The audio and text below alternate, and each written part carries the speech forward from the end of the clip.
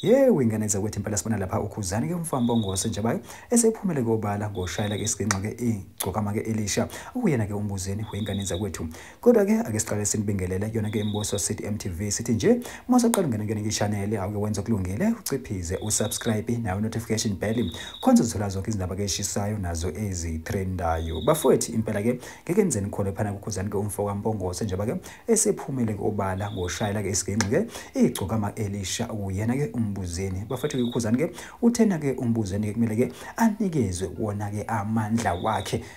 awanikezwe ngoba cha impela ke uyinkunzi mangaba ke uzwa la ekushayene ke esigenqa uthe ke impela mangothi ke anikwenzi lokho yena cha impela ke uzomthutha ke amqale lapha ezibongweni ke amnikeze izibongo kanti ke siyazi wengane zawuthi ukukhuzani ke mangaba kuziwa la ezibongweni hayi akashaye ke into ebheke ecaleni bafowethu impela sokhumbula ukuthi ke umbuzeni uqhathe naye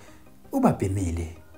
uyena ke umuntu yenziwa pha emcimbini omkhulu wempucuze koMaskandi Festival ozobe ukhona phana ke osukwini ke la kusasa eThekwini. Kanti ke wengane zothi impela kufana lapha ke kucaca ukuthi ke ubani inkunzi mangaba kuzwa ke kubashaye besiginqi njengoba ke kuqhathwa yena ke umuntu yenziwa naye ke umbuzeni. Bafowethu impela ke asazi ukuthi ke iyuzala komuntu kodwa yena ke ukhuzani ke uselithathele iside wathi cha impela ke umbuzeni ke uzihambela yedwa udla amahlanga ngoba isiginqo sakhe siyakhuluma.